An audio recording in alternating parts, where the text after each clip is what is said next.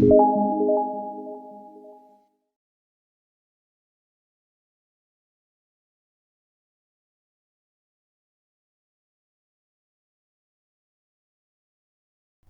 morning. This week I will be doing our devotional time, which is brought to you by the Salvation Army Berry Church Corps. I will be centering our devotions around two women that are mentioned in the Bible, Ruth and her mother-in-law Naomi, and the lessons that we can learn from them. Did you realize that there are only two books in the Bible that are named after women, Esther and Ruth? And both of them are found in the Old Testament. The book of Ruth is important as it tells of the simple Moabite widow that became an essential character in the powerful story of salvation. Did you know that Ruth is also mentioned in the genealogy of Jesus in Matthew 1, verse 5? Boaz, the father of Obed, whose mother was Ruth.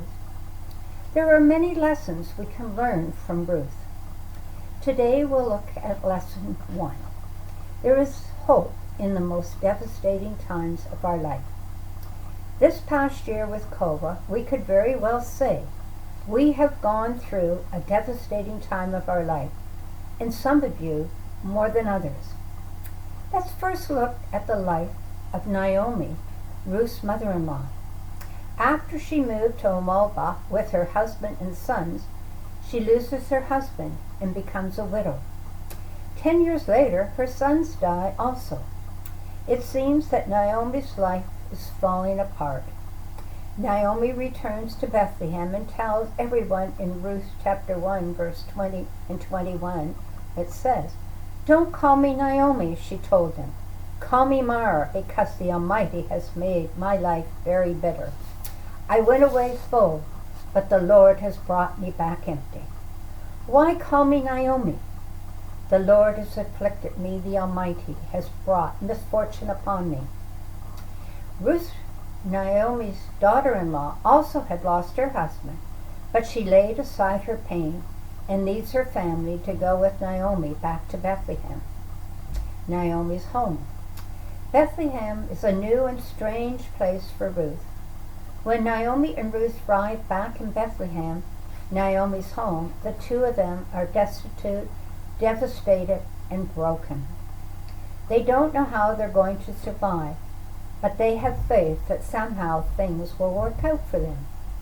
Naomi already felt that God had made her life very bitter, as I stated earlier in verse 20 of Ruth chapter 1, which says, "Don't call me Naomi, call me Mara, because the Almighty has made my life very bitter." However, on the other hand, Ruth laid aside her pain, leaving her home and family, and looked to the future as she journeyed with her mother-in-law Naomi to a new home. Both of these ladies showed faith and clung to the belief that better days were ahead. When life brings devastation, it's not easy to look to the future with hope and faith. But when things are most difficult, that's when we need faith and hope the most. In the times when life feels like it's crushing you, start with a little faith. Matthew 17, verse 20 says, "If you have faith as small as a mustard seed, you can say to this mountain, 'Move from here to there,' and it will move. Nothing will be impossible for you." In Hebrews chapter 11, verse 1, it tells us, "Faith is the substance of things hoped for, the evidence of things not seen." Looking at the book of Ruth, we can see that even when we can't see beyond our pain to see what God has planned for us, we can have hope that our story isn't over and there are better days ahead. As a closing prayer, I'm going to read a verse from a song in our Salvation Army songbook. "My faith looks up to thee, my faith so small, so slow. It lifts its drooping eyes to thee and claims thy blessings now. Thy wondrous gift, O Lord, by faith it sees afar.